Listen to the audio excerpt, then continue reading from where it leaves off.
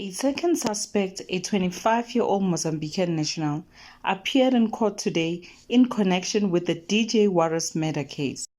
He has told the court that he cannot afford a lawyer and will be applying for legal aid. The accused is facing the charges of premeditated murder,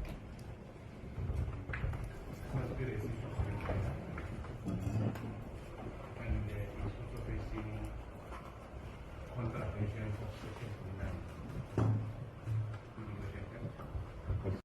According to news reports, the alleged hit on DJ Warris was reportedly valued at 25,000 rands, with the gunman allegedly receiving 7,000 rands.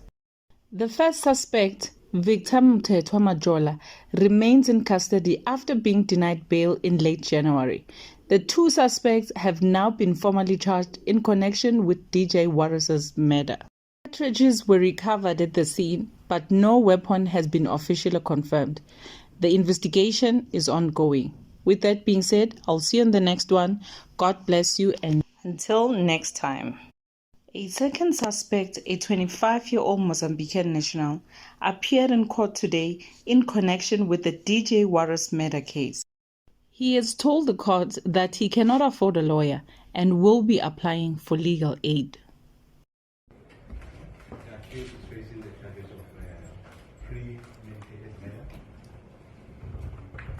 conspiracy to commit murder, and is also facing contravention of Section 29.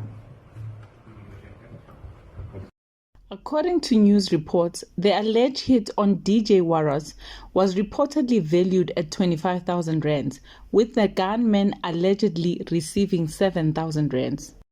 The first suspect, Victor Mthethwa Majola, remains in custody after being denied bail in late January.